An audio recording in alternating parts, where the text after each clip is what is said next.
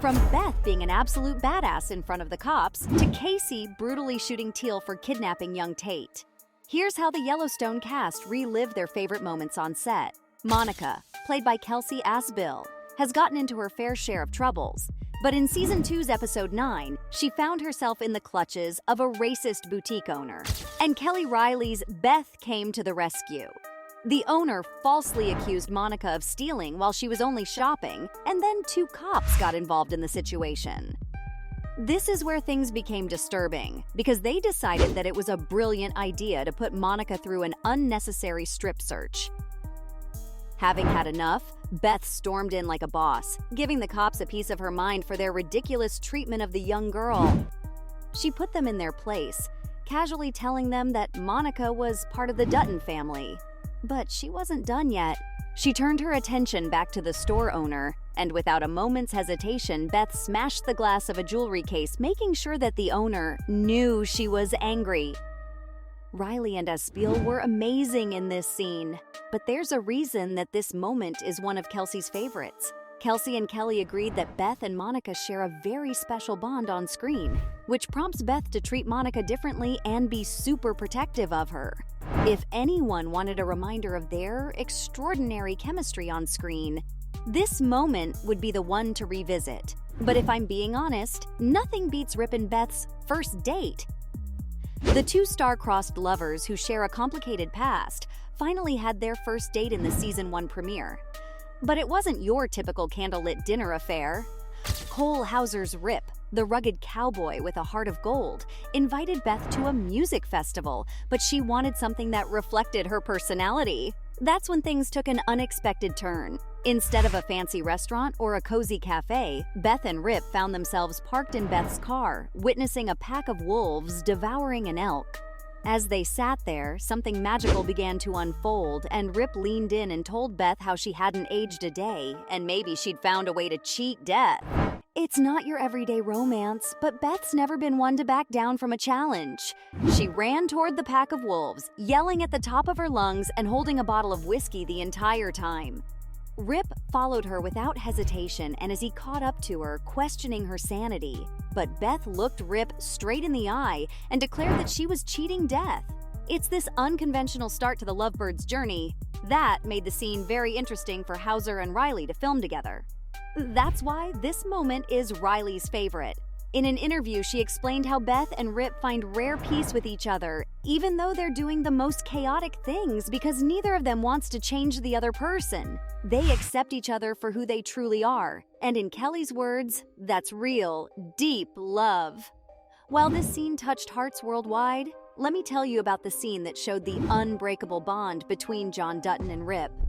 Kevin Costner's John Dutton has always had a special place in his heart for Rip.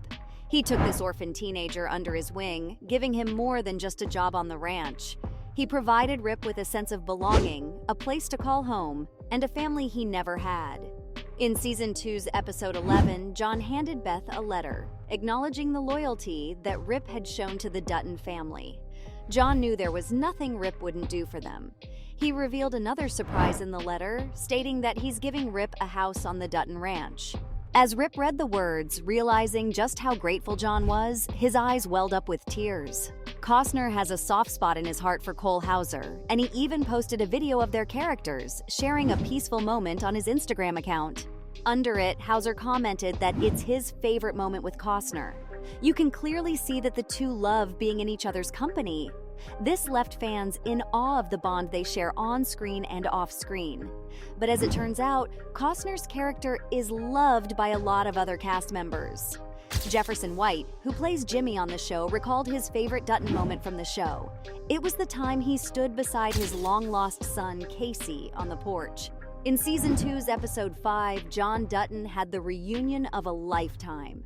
John poured his heart out to Casey on that porch, expressing his desire to protect his son at all costs, and the raw, heartfelt moment brought viewers close to tears.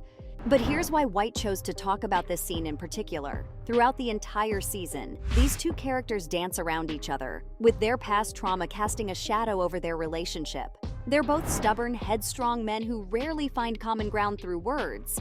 But in this scene, they finally bridged the gap between them, connecting and understanding each other on a deeper level. It stirred something in the on-screen Jimmy, who's a sucker for these little wholesome moments. Yellowstone is full of bittersweet moments, but there are just as many intense moments. Let's talk about the Ryan, Colby, and Teeter trio and the time they stumbled upon a motorcycle gang. In episode 4 of season 3, a gang trespassed on the grounds of the ranch. At first, Ryan politely asked them to move along, but the gang didn't take too kindly to that request. Things quickly escalated into an all-out brawl. That's when Rip and Lloyd, who's played by Forey J. Smith, spot the chaos while driving down the road. Rip drove straight through the group of parked motorcycles, sending them flying in the air. Rip and Lloyd jumped right into the fray, and while armed with a branding stick, Rip unleashed his wrath upon the gang members, showing them who's boss. That night, Dutton and his trusty ranch hands waited for the motorcycle gang's return. When they came back, John confronted them head-on, ready to stand his ground. As they tried to scurry away, John wasn't having any of it. He forced them to dig their own graves at gunpoint. But right after threatening them, he decided to show mercy. He let them go, but not without a warning, telling them that if they ever dared to come back, those graves they dug with their own hands will become their final resting places. This scene was pivotal because it set the direction for the rest of the episodes. As Dutton snarled, "Summer's over," it was clear that they were back to kicking the butts of whoever strolls into their territory. The cast loves intense fight scenes like this one, but there's a reason for that. In an interview, Hauser revealed that they all did their own stunts, which included months of training beforehand. But if you thought this scene was lethal, wait for the next one, in which the Beck brothers make the fatal mistake of crossing the line with the Duttons. And boy, do they pay the price. It all started when the Beck brothers kidnapped young Tate, who's played by Brecken Merrill, and the Duttons wasted no time launching a rescue mission. It didn't take long for them to piece it all together, uncovering the Beck brothers as the masterminds behind the incident. A group led by Dutton set out to bring Tate back to safety.